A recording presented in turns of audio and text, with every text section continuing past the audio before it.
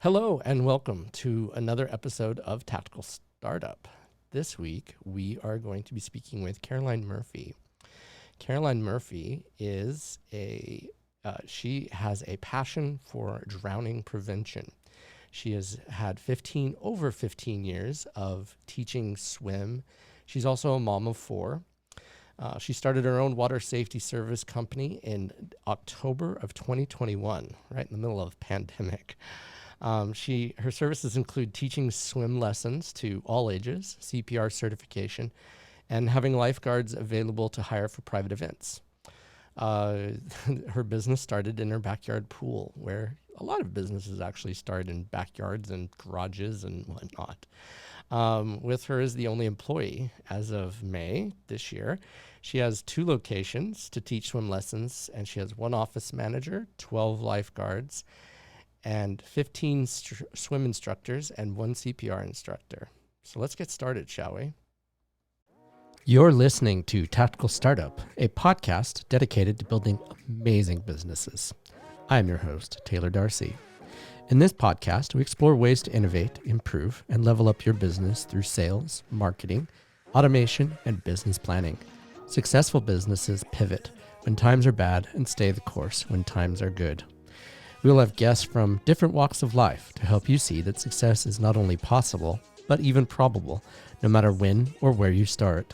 Through hard work and strategic planning, you can have the entrepreneurial life you've always dreamed. Tune in weekly to level up your business. Caroline, welcome. How are you doing today? I'm great. Thanks for having me here. You're welcome. Glad to have you.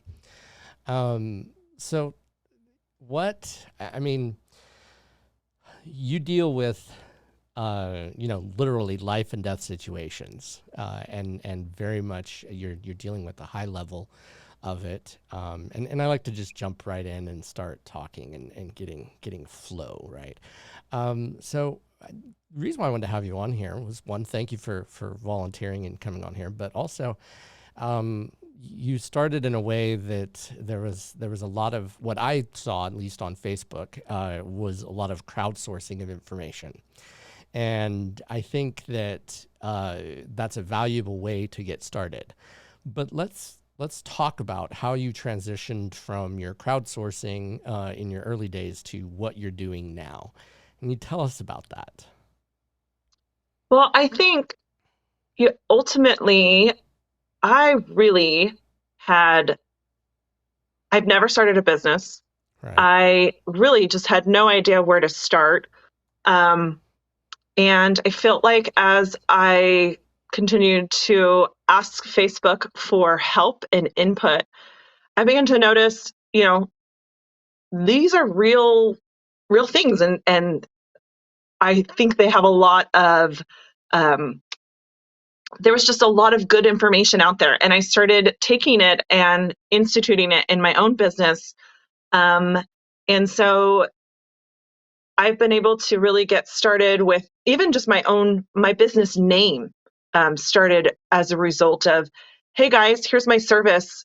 What do you think would be the best way to do this? Right. And one of my friends was the one who said, peace of mind. This is exactly what your business is about. And so I started the business, and now I don't feel like I really need to go out and ask for information or ask for help.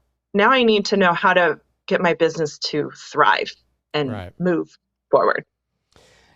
And by the way, I think it's a great name, just as an FYI, because so many times, people don't envision how their name's going to be perceived, right? People that start their business with Joe's Plumbing, there's nothing wrong with Joe's Plumbing, I'm sure. The problem is that it's very limiting, and creating a brand has substantially more value than Joe's Plumbing. And simply because if you look at Apple, you look at IBM, you look at Microsoft, it's not tied to Bill Gates. It's not tied to Steve Jobs. And so the issue then becomes, it's like, okay, what can set these businesses up for success? And that's, in my opinion, everybody should start with the brand, right?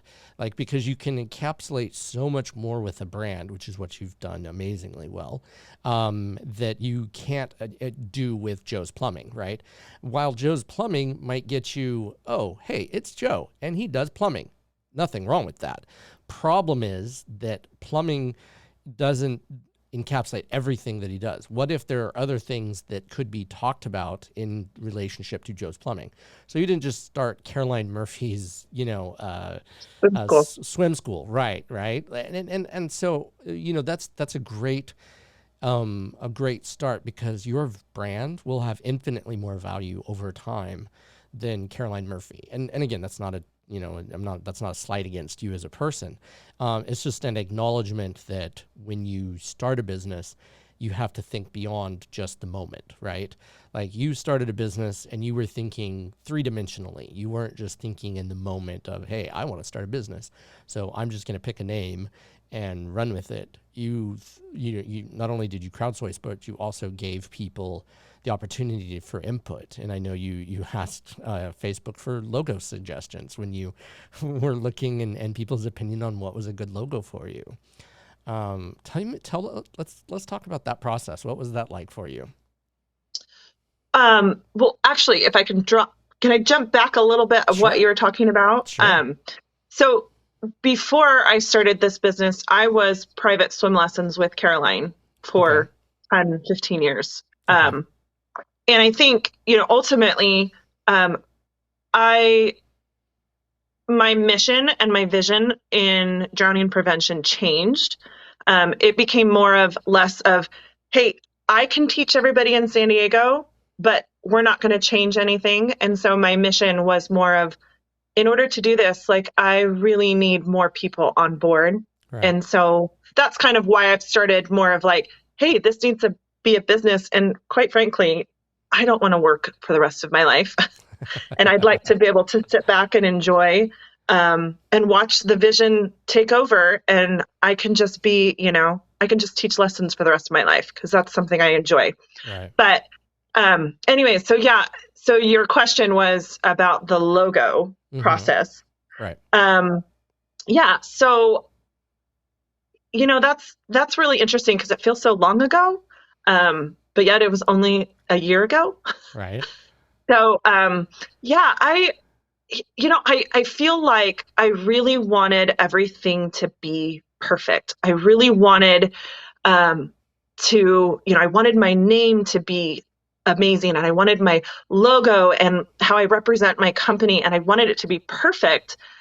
And, I was so focused on the fact that I wanted it to be perfect that, when I brought it up to people, they were looking at other things like, this makes me feel peace of mind. Right. Or I don't like that. I don't like the red in that, because that makes me feel alarm. And so I didn't really look at that. I didn't even think about that kind of stuff.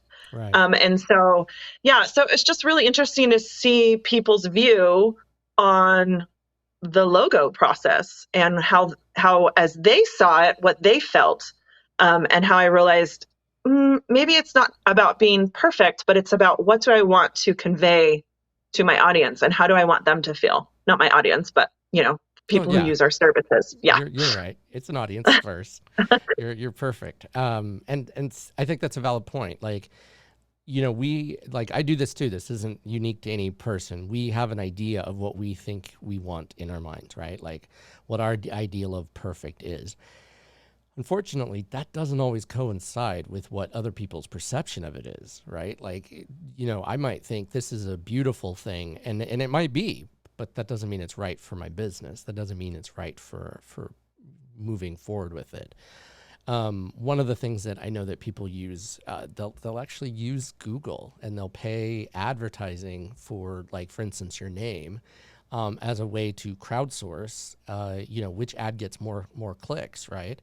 And then until they get the perfect logo or perfect design or whatnot, book titles, that type of thing. And so, using the resources that you have, I've talked about this on the podcast before, about using, like, if you, I say this, nobody's taken me up on it so far, but it said, if you can't afford a computer, I will send you a notebook and a pen, right? Like if you want to get started on something, you don't have to use the greatest technology in the world, right? You can start with very simple things. Start out by, moving the pen, right? Like just start writing. Like it doesn't have to be anything big. You talked about something, and I wanted to get more into this. You talked more about your vision. How did you come to? I mean, besides what process did you use?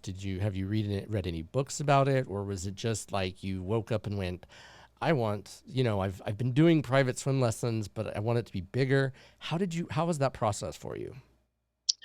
Actually, no. I mean, I guess when I woke up and decided that I wanted to do this, it had been a process. It had been, I'd been teaching these children for a long time, and I grew to really love these kids that I teach.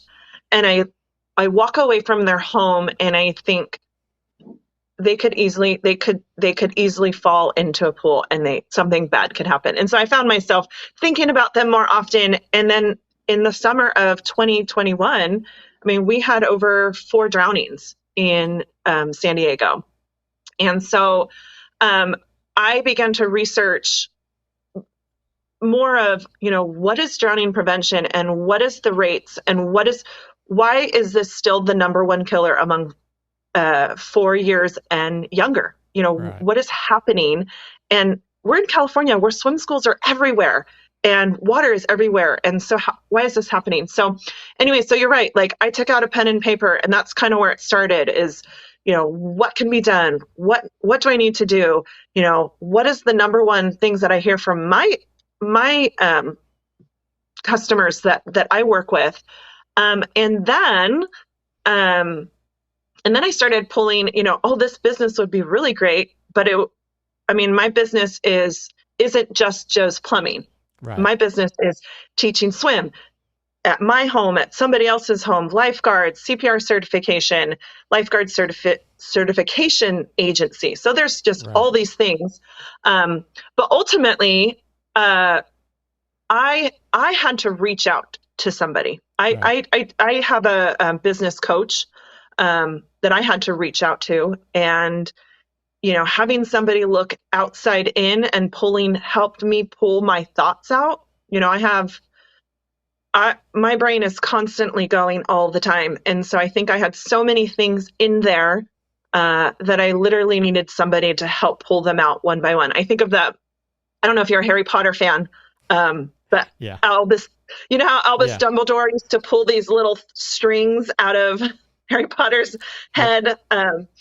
Anyways, that's what I felt like I needed somebody to do. And because of that, that process of pulling all that out and then having somebody, talk me through it, we were able to create a mission, a vision, and then also help me create, attributes that I want in my workers. And so that I feel like was what really got me going. That's awesome. That is, and I mean that so many entrepreneurs. There's so much wisdom there. Just as an FYI, first of all, you listen to your consumer, right? You listen to people that were your ideal client, right? Your perfect client that you've already been engaging with, and you listened, right? So many people, they'll offer a product or service, and they may not listen. Like they just simply say, "Oop, I like it, so other people may like it." Well, you might have an audience of one at that point, right? And that's yourself, right? If you're doing it for yourself, doesn't have the same value as if you're listening to other people. And then the next part of it is that vivid vision, right? So many entrepreneurs just get caught up in doing the day-to-day work of entrepreneurship, of business ownership, taxes, accounting, legal, blah, blah, the work that you have to do, right? And they don't focus on the bigger picture. They don't look and say, what does this mean? And props very much so to you for doing that, because I think that's part of what has led to your success, is because you didn't start out like every other entrepreneur did, right? Just starting out giving a product. You started out having a vision that then you could then tailor, no pun intended, your clients around, as well as your swim coaches, your lifeguards, and all that other, so that it's a lot easier to weed out people that aren't fitting with your vision, right? Because you're no longer paying attention to the skills. You're paying attention to their attitudes, their belief system, their ideals, their dreams, their hopes, their person, right? You're paying attention to measurable goodness, right? I mean, that's really what we're talking about here. So let's go a little bit further. The business coach that you had, how long have you been working with him or her? Her, Okay. Robin, her name is Robin White. She actually is also, we both kind of started our businesses at the same time. Okay. She was a referral from a BNI group. I'm Okay. sure you're familiar with those. Yep. Yeah. And anyways, her business is Guided Leadership Solutions, and she does HR work. Okay. And then I kind of said, hey, I need help with this. And she said, that's not really what we do, but I want to help you. Right. And then through the process of her helping me, she realized, actually, I really do want to do this. So we kind of had this, mutual, I don't know what that word is, symbiotic relationship. But Sure. anyways, No, you're right. So Robin White is her name, and we work. She helped me get started, and then she did help me get my HR stuff. And then I kind of use her as needed right now. So I reached out to her if, I have questions. And so she's kind of just there if I need it. Perfect. But I would highly, highly recommend. I mean, I think it's great on these podcasts because that's where I was starting. I was searching for anything and everything, and I had no knowledge. Right. So, yeah. And I think like some more wisdom that you shared is, if you don't know something, get help, right? Like and if you need help, recognizing that other people have tools and opportunities to help you that you don't have, right? That just as a human being, you're not Google, I'm not, and you're not God. So either of those two things, without those two things, there's really, like, we have finite time, right? Like, that's our biggest issue. And we have finite resources, and that's our next biggest issue. If we had unlimited money, we would have additional time, so on and so forth. So recognizing that and recognizing that you wanted to, whose idea was it for the vision? Like, was it Robin's or was it yours? It was Robin's. Okay. Yeah. I mean, it was her idea, mainly because, I felt like I was running in a million different directions with my business idea, and I knew what I needed to do. I just didn't know how to go through that process. Sure. The reason why I bring it up is because, do you know who Cameron Herold is? I don't. Okay. He's the author of Vivid Vision. And so I wasn't sure if she had read his book or learned from him or whatnot. But that's something that I also discuss with, when I'm talking to my clients about their business. But it's a worthwhile read. It's very short, very, very short. You could probably read it in a weekend if you had no children to bug you. And Sean, maybe 20 years, maybe. But anyway, it's a solid read. It's worth taking a look at from that perspective. And I think, like I said, so many times entrepreneurs get stuck in the day to day. And even you, before we started this, you were talking about how you want to grow. So tell me about, like, currently you're at one place and you want to get somewhere else. Where is that place that you're currently at? And let's discuss how we can maybe get you to the next place. Well, I work in my backyard. My main, I teach swim lessons year round. I'm in the pool 6 days a week. And, from 1:30 to 3:30 when I have another instructor in my pool, my front yard, my backyard, everything's just go, go, go, And so ultimately I really want to get out of my home. I Sure. think, I can't grow here. It's great. I live in Fallbrook, so I can have a business here in my backyard. Right. And thankfully, my neighbors actually really like uh, listening to my swim lessons, and so I don't have kids crying, thankfully too. So, I have my neighbors come over and go, "Oh, that's so cool what you're doing. I love just watching you." So, I'm very blessed for that. Uh, but at the same time, I recognize I I cap myself, Right. you know, and so yeah, that's a really good question because I am at that crossroad right now of do I buy property and start big? Do I lease a building and let's will somebody else allow me to build a pool in that building? So ultimately, I really have no idea. And then at the same note, is how much I've put in a lot of work and blood and tears into this. And, you know, if I go into another facility, I'm going to need to put in a whole lot more. And so, is this ever going to end? Which is basically, more of my anxiety, I think. Sure. But, legit, I think they're legit. No, you're right. You're absolutely right. Like, don't feel like that's the other thing is that we get sucked into our heads, and where we see problems, and they are we don't always have the tools, and the issue isn't that you don't have the tools. It's that we get stuck in our heads, right? Like we have issues with how we can solve a problem with, Albert Einstein says you can't solve a problem with the same thinking that created it, right? So your problem is you need a facility or you need a pool somewhere else, right? And so how much money, and because I remember we talked about, I saw this on Facebook. So how much money did you find out that it would take to get a new building with a pool, roughly? It's going to cost $250,000 Quarter to million. get a pool. And Okay. that doesn't include property, anything else. That's just going to be the basic generic pool. Okay. Because we're not needing a fancy pool, right? Like, I mean, it's not. And then I'm not saying that to say that you can't have a fancy pool. I'm saying that as in like you're not Well, putting I'm the fancy. well. I want a fancy pool. Well, no. I meant like No, I'm you just don't need teasing. the waterfalls and the that type of fancy pool. You want a Yes, fancy you're pool, right. but not that kind. Yeah. And so that wasn't a dig on fancy Having pools. drinks at the side of the pool, Right. cabana. Yeah. Right. Yeah. That's what I want. Peace of mind, Taylor. Peace of Right. mind. Right. It's No, I all got you. all encompassing. I got you.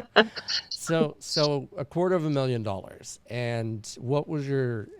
I'm a very full disclosure kind of guy. So, and I think it's important to talk numbers, because unfortunately, if you don't, then we don't know what you're working with, right? Like, Yeah. what's the average price of what's your monthly revenue roughly? Right now, my average monthly revenue is probably 10,000. Okay. So, and what your so that's your gross. What's your rough net? Um, it's probably about five. Well, let's see. Hold on. I mean,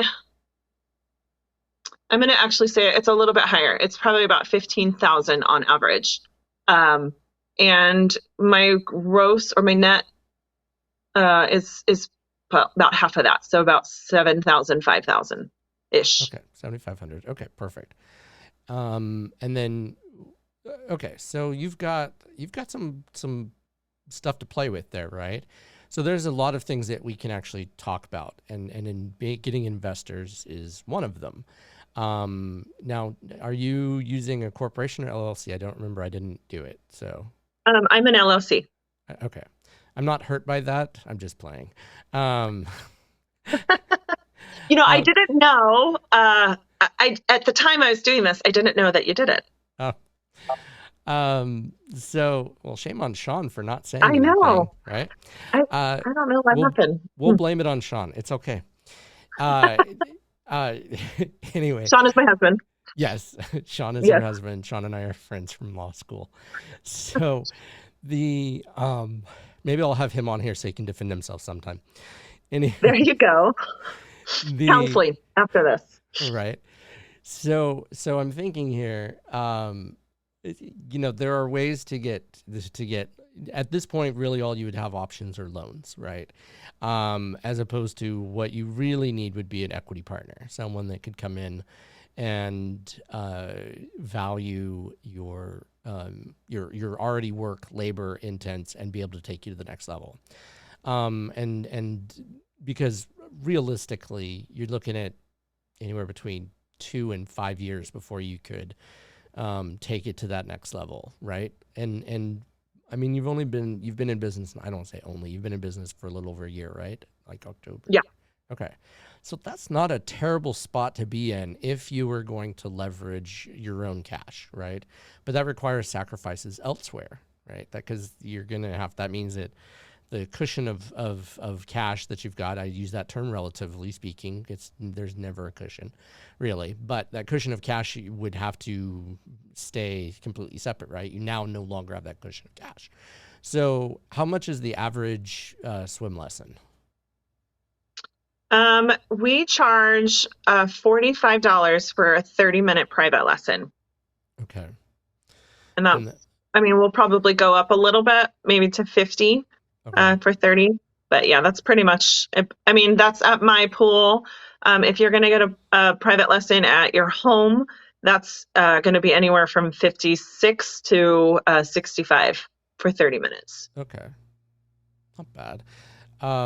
I support, with inflation being what it is, definitely there should be some, you definitely want to increase your prices, especially with the drought that's going on with water and whatnot, which I think could be a potential issue for you. Yeah, well, not only the water, but I mean, chlorine has gone up. I mean, to heat my pool, my highest expense is keeping my pool at 90 degrees. And wow. Yeah, and that's $1,000 a month. And Wow. so, yeah. Okay. Yeah, that's what really eats at me. Yeah. So finding a place or building a place that can allow you to grow. What about using like community centers? Are those options? Yes and no.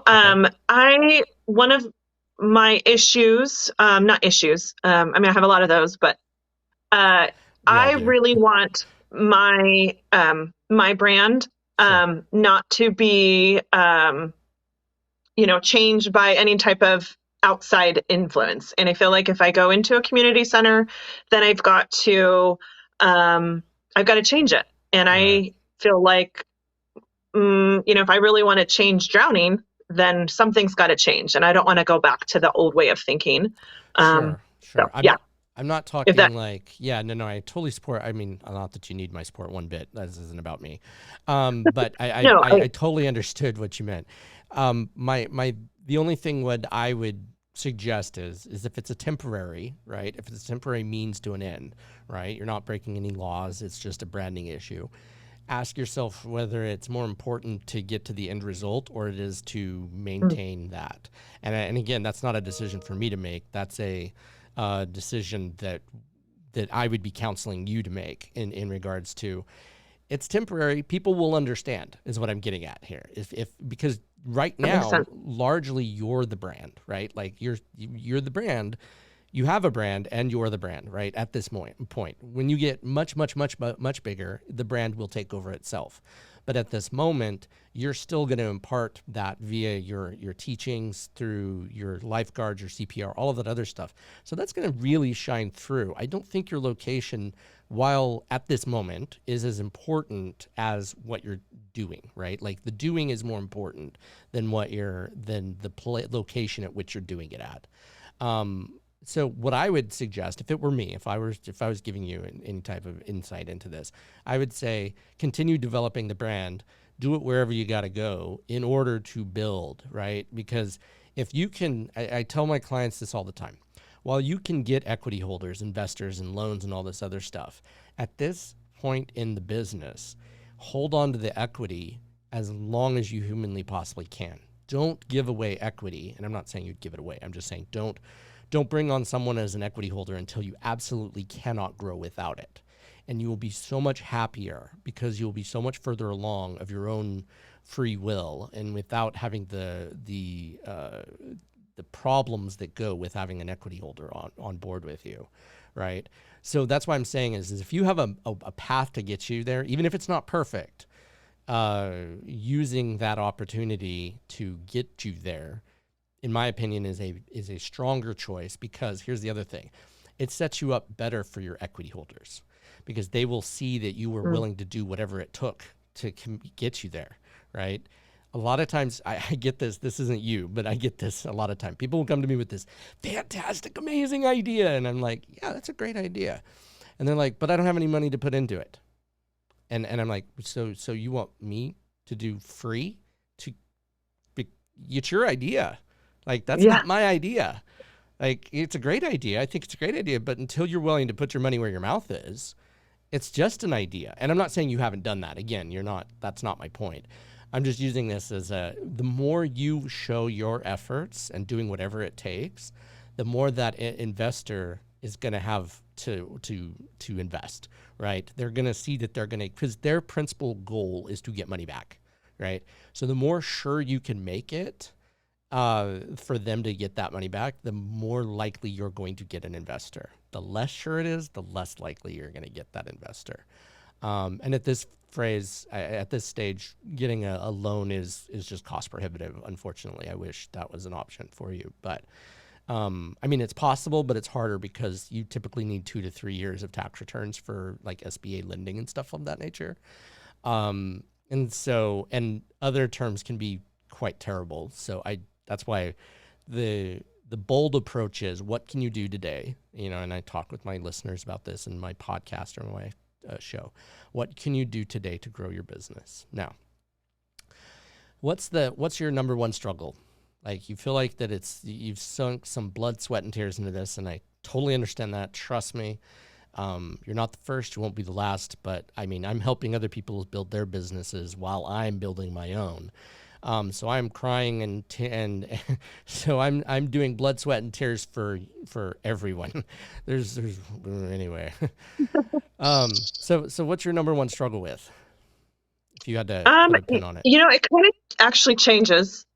But I feel like, before, my number one struggle was, because I am just starting out, I had to be the HR, the, advertiser, the marketing. And so I had many roles, that I had to not only do, but learn, Right. And so I felt like that, and in itself, then I work 40 hours plus, as well as trying to manage that. So, but I feel like I've actually, that I have hired an admin, and have trained her and found someone who's just absolutely amazing. I think for the last 2 weeks, like, I've been able to work and come and shut my doors, Right. and, be with my family. I think my number one struggle now is, I don't mean to bring women or men in this, but I do feel like there is a struggle with, as a mom, as a mom of four, this is now my choice to do this and work hard. Right. And so I think ultimately, I think this can struggle with my marriage and my family. And, Sure. I'm putting a lot into this. And so I feel like, I guess my number one struggle is just the ability to manage it all and balance it. And as an entrepreneur, I feel like it's harder for us to balance these things because when, as we were talking earlier, feast or famine, sometimes when it's feast time, we've got to work, we've got to hustle. And that's the only time the money comes in. And so you can't really balance that. You have to be able to get that in. And then it's over, and then you want to get back to normal, but yet your family is still, so it's just, almost like a military life. I've talked to military wives about this, where it's like, we've made our life. And then when my husband comes home, we've got to make a new life. So I think that is actually my number one struggle. Okay. So, I'm not the, like I said, I'm not God, and I'm, I'm not all knowing. I wish, I would make my life easier. I'm just saying. But some ideas, just some ideas, and take it from what you will. This is just meant to help. One of the things that I talk regularly about is that everything that you can delegate, you should delegate. And what do I mean by that? If you are the visionary of the company, then the focus should be on you providing the vision. Having someone else do the implementation, right? You come up with the big brain ideas. Like that's where your focus should be, right? Because that's what got you started, right? This is the vision of having a revamp of how to save people's lives, to save drowning, all of these things started in your mind, and only you can impart that to other people, right? So getting out of the day-to-day work, which, I mean, if you want to do it, that's fine. But as far as like having somebody else, okay, I want to build a pool. I want to implement this part of it, right? Let somebody else be in charge of that, right? Let them figure it out. Because people are naturally good at certain things, and you're not good at everything, right? Like, just truth. That's not a meant Yeah. as we're just not. And so the idea being is finding people for you that are better at things like that. And I'm not saying you're bad at it. I'm a better implementer than I am visionary, but I need to be a better visionary in order for my company to thrive. And so the goal here is to get you out of the day to day. What I usually tell people is if you can make, if your ideas can generate $1,000 an hour, but only helping a lesson only generates $45 an hour, what should you be doing? Focusing on the $1,000 task, Yeah. right? Like your teaching of your people has more value, right? Like you teach I think it was what, 12, 15 that you're at right now? Is that right? Accurate? Uh, Lifeguards. Sorry. Yeah, we have 15 instructors. Yeah. Okay. So with 15 instructors teaching them, you're able to do 15 lessons, right? Versus you're only one person can only do one lesson, right? So changing the mindset from you've been doing everything.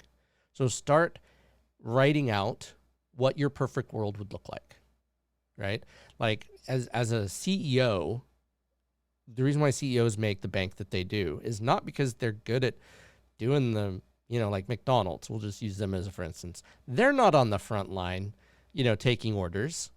They're planning. They're moving puzzle pieces. They're looking at life as a chess set, not as a checkers board, right? And so if that's the kind of life that you want, where you're not having to work all of the time, then my first thing would be to implement systems, right? Like implement ways to take you out of the equation. Write down every procedure that you can think of. Just drill it out into a notebook, and then have a VA, have somebody else type it up, right? Or do videos of the things that you're going to do. That's the next thing. Like especially as a teacher, like I teach a lot, and I record videos of everything I teach. Why? Because the video can teach because it's me, right? Like that's the idea. So find ways to take yourself out of the equation that don't harm your brand, right? And so systems being one, being the visionary and finding VAs to take off. You've already found an assistant, but even things like, and I say this, the best thing that you can be is you, right? Like you as a human being have more value as a human being than you do as anything else. And so using that and saying, I'm going to now take, and I mean, something as simple like, and I don't know if this fits in your budget, but hiring a maid, right? Like hiring someone to come in and take care of all the crap that you don't want to have to deal with, it frees up your time to do what you want to do, right? So that you're not burning out, because that's what I heard you say. Like I'm not trying to diagnose you or anything like that. I'm hearing that Yeah. No. burnout is a real thing for you. Being a mother of 4, doing this and having it, but I mean, imagine, being able to come home to a nice clean house, rather than having to, and I don't know how much Sean helps. So if he doesn't, that's a different story. He's great. Okay. Yeah. But rather than having to come home and whether it's him or you or both, right?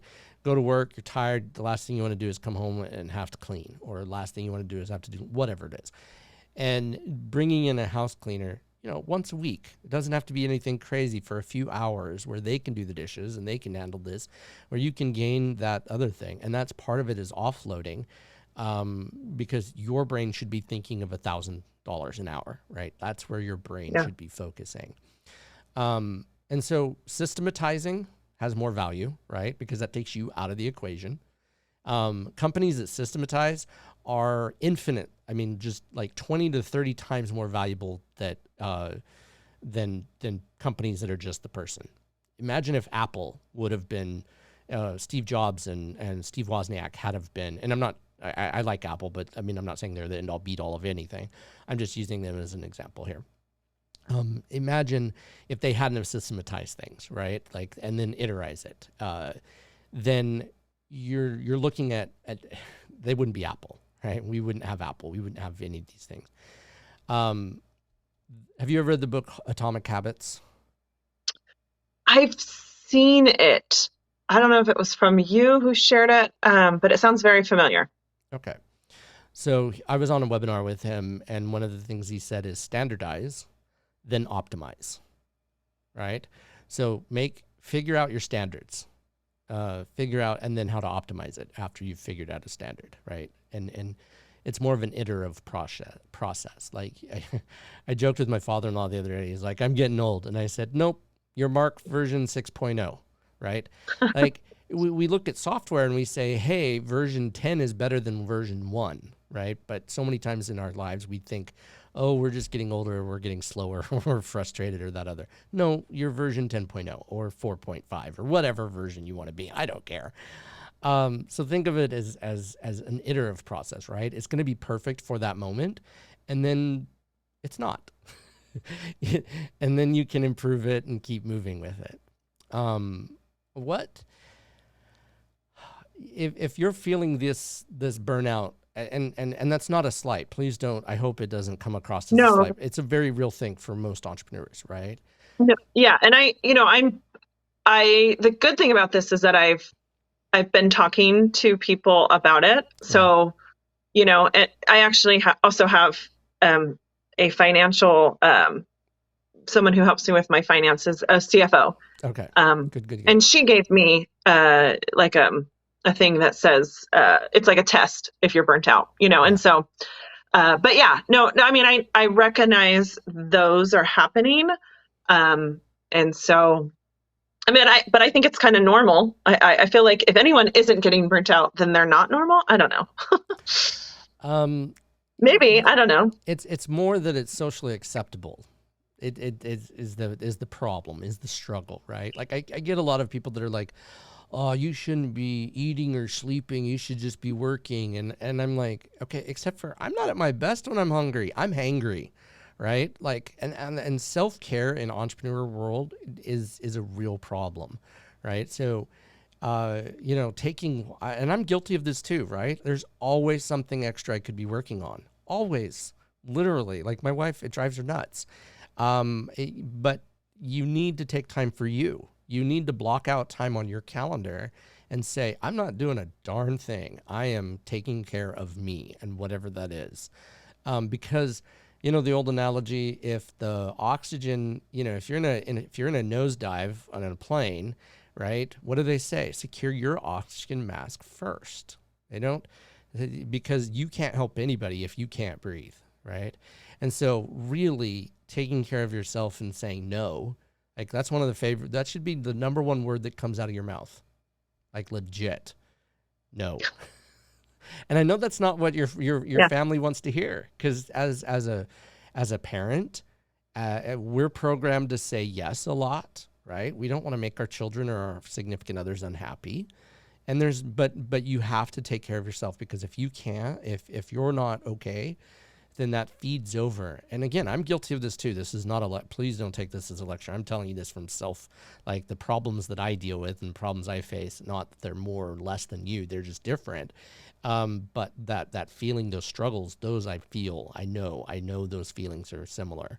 And so take care of yourself, right? Schedule that time off, go to a movie, don't schedule a lesson, don't schedule a meeting, and make it a habit, right? Like if you don't get enough date nights, get date nights, right? Like take care of yourself, to connect with your spouse so that he's not feeling that disconnect that goes. And that's just that, not to get into marital advice, but entrepreneurial advice, that's certainly more valuable, but take care of yourself.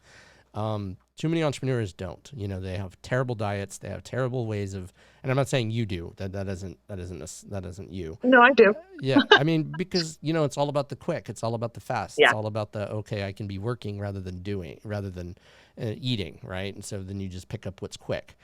So take care of yourself, legit. Like, and look at it as when you're at 100%. Imagine a track star, right? Imagine a track star. Their 100% is obviously different than our 100% in a race, right? But if they're not taking care of their bodies, if they're not taking care of their minds, then that can make a millisecond difference, can be the difference between first place and second place, right? And that's true for us too. If we're not at our 100%, then we're the same boat. Those decisions that we need to make aren't going to be optimal because we're not getting the sleep we need. We're not getting the food, the nutrition that we need. Cortisol flows through our veins like the force flows through Luke, right? Like, and it's a terrible hormone. I mean, it's good when you're in battle, but not much else. I did just finish watching that, so I know exactly. I know I have never watched any of the Star Wars until just recently. So nice. I love Star Wars. It's great. There's a lot of life lessons in there. They're not perfect by any means, but they're pretty good. they're corny, that's for sure. Yeah, they can be. They can be. So let's talk more about like what wisdom that you've learned over the past year and a half. Would you like, if you could take one thing and put it into a script, like, and we're not going to script it, but one thing, and say, what would you tell someone who's getting started on a business? Oh, that is a good thing. I think I actually have this saying right on my computer, and it says, "Be fearless be fearless in the pursuit of what sets your soul on fire." And I think ultimately, passion. I mean, if you have a good idea, it's only an idea unless it's fueled by passion. And so Right. I feel like, that just starting out, I wanted to do something, but I also had a real true, and you can see it when I talk to my families and in my day-to-day life, Right. like you could pull it out of me. Like I am truly passionate about what I do, and truly passionate about the people I work with. Mm-hmm. And yeah, I mean, I really do think that you need to be, if you're going to do something, you need to love it. You need Right. to love it, and you need to want to love it. So that's probably my number one wisdom. That's awesome. Yeah. I like that, and I think that's so important because there's going to be so many times when you're going to want to quit, right? Like, I mean, I'm sure you've felt it. I can't imagine I'm unique in that one, but you're going to be hitting those highs, and you're like, yeah, I could do this forever, and then you're hitting those lows, and you're like, ah, flip, it's just terrible. Like you're miserable. You're like, why am I doing this again? Oh, that's right, and your passion is great. What are things that you do to help fuel that passion? You talked about systemizing and getting myself out of the checkerboard. I truly believe that I need to be teaching swim lessons. And so I want to be there in the trenches. And I think that's incredibly powerful to be there so that I can not only not forget to teach, but I can, continue to see the challenges. The children that I teach today are different from the children I taught 5 years ago. Yeah. I see more anxiety because of COVID, and more fear towards the water than I've ever seen before. And so that has allowed me to change my curriculum and change, see what I need to do to help my teachers. Um, but yeah, so tell me your question again. I'm so wrapped up in it. I was saying, how do you fuel your passion? How do you keep going with it? Yeah, I mean that's pretty much it. And I like you said, I'm a big Facebook fan. Mm-hmm. I'm constantly, seeking yeah, I'm seeking, ideas and thoughts. And, sometimes I'll post things of being like, feeling a little burnt out today. And, people will come on and my support system, I Right. think is really just, they're there, oh, Caroline, this is something that we need. And you like provided me so that I can have a peace of mind around a pool, which I've never done before. And so Right. that I feel like is, priceless. Yeah. And now I have to ask, did someone in your family or a relative that did they drown? Is that sort of what began the process, or? No, not anybody close to me. Okay. Um, but I've been around aquatics. Mm-hmm. Um, I think ultimately, my oldest son is on the spectrum, Okay. and what started I taught swim lessons forever, got out of it, just because of, I was going to be a lawyer too. Um, I pursued a career in history, I was trying to get pregnant, and then told my husband, if I don't get pregnant by the end of April, then I'm going to join law school. And April 30th, I found out I was pregnant. So thankfully the Lord said, here's a Yeah. baby, don't do this. Um, Anyways, no offense to you, but it None wasn't for me. taken. Um, but Some yeah, days it's so not for me. so my oldest was born, and then I had another one 16 months after that, and then I was pregnant with my third. Um, and my oldest would bolt towards water and had no idea of danger and just Mm-hmm. had no boundaries whatsoever. And I couldn't take them anywhere. Uh, One, because traditional swim lessons weren't fast enough. There wasn't urgency. Right. They'd be in swim lessons for 4 or 5 years before they learned how to swim. Two, I couldn't afford the fancy swim schools. And three, I while I think there's survival swim lessons out there, that's not the type of method that I wanted to use. And so I just didn't have any other options. And so I began to teach my kids to learn to swim. And I think it was really just, oh my gosh, eye awakening, like how much these children need to learn to swim and that there Yeah. needed to be urgency in it. And so I think that just really just awoke my senses, I guess. Yeah. There seems to be some juxtaposition between the urgency that you're feeling, and I can feel that, and conveying to me, and the peace of mind swimming, right? Like, the idea that someone could drown without your help, right? I mean, that's pretty big. I think that certainly would increase my why on, if I was in the boat, in that respect. Like, and I deal with that on a very different level, obviously not a literal, but more of a metaphorical level. People with their businesses that are struggling and drowning of their own in a very different way. And I get people coming to me to help them from drowning, right? Like the Yeah. metaphor. And that's a large part of why I started my business, because my parents were entrepreneurs and business owners, and they would often, a lot of these things were concerns that they had, and they didn't have YouTube, they didn't have podcasts, they didn't have Most attorneys wouldn't even talk to them. And I don't even know that they knew they needed an attorney when they did. Like, it was like, oh, well, I'm not getting sued. Then, I don't need an attorney. Or if I don't need to sue anybody, then I don't need an attorney. And the difference is most attorneys that are corporate and business, we try to keep you out of litigation. It doesn't mean we can't always pull that off, but we try. So we're just about out of time, but before we go, I have a couple of 3 questions that I like to, or these are just fun questions for you. I forgot to mention them. We got distracted when we first started, so I apologize, but these won't be too hard. These are not too Okay. bad. What is the weirdest thing you've ever eaten? Well, I would actually have to answer that with when I was in Vegas 2 months ago, we went to a blackout I don't know what that dinner. is. So it's literally you're eating in a dark room.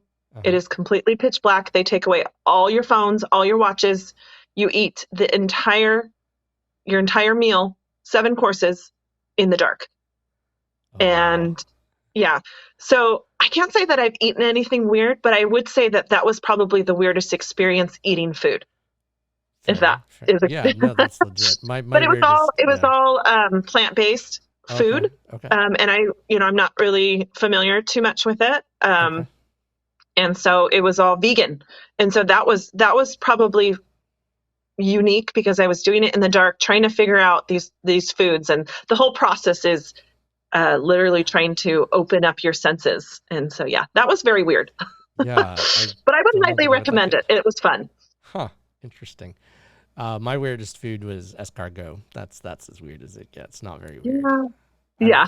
You need to branch out a little bit more. Yeah, I'm not a necessarily meat and potatoes kind of guy because I like sushi, but I don't like necessarily trying new things. Like, I have to be in the right mood for it. I don't like if it's too far out there, nah, I'm good. That doesn't say I wouldn't, but I'd need to be in the mood to do it. Like, I need not my comfort food, but the food I'm familiar with. Yeah. So the next question is, would you rather go 30 days without your phone or your entire life without dessert? 30 days without my phone, hands Okay. down. Yeah. I mean, Don't take my dessert. if you can't have dessert, what's the point? I'm not saying you have to Yeah. abuse it, but never having it again, no thank you. Yeah, that's my only vice, really, actually, is my chocolate. I'm addicted to chocolate and dessert. I don't drink, I don't smoke, Yeah. I don't really do anything else. I don't even swear. So it's like, I want my chocolate and I want it when I want it. Yeah. There's no shame in that. You're good. Yeah. Um, Last, who would you most like to sit next to on a 10-hour flight and why? Oh gosh. Oh, I don't know. I'm gonna have to like pick an actor, I guess. I think that if I had to choose anybody, do I want to go for looks or do I want to go for personality? 10 hours is a um, long time. yeah, I'm gonna have to say Jack Black. Oh, You know, okay. Interesting. I it would have been Chris Hemsworth. I think that he would have, or Robert Downey Jr.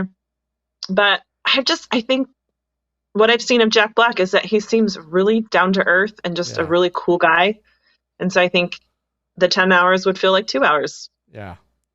That's legit.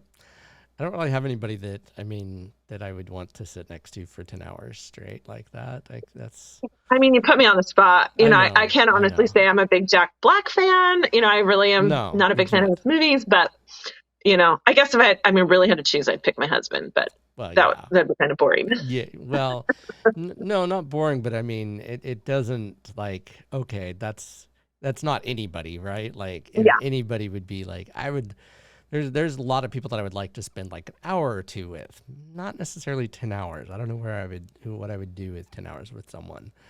I don't know. Anyway. All right. Well, Caroline, it's been so great having you on. Where can Thanks. my listeners find you if they want to get swim lessons or just get in touch with you for more opportunities? Yeah, I would recommend going to our website, peaceofmindswimming.com. I think swim lessons are one aspect of our business, but many drownings happen because someone isn't watching the pool. And so with Right. summer coming up, go and reserve a lifeguard. But yeah, Peace of Mind Swimming is the best place. I'm also on Facebook. We also have an Instagram page as well. That's awesome. Thank you again so much for coming on. I appreciate it. Thank you. Thanks, Taylor.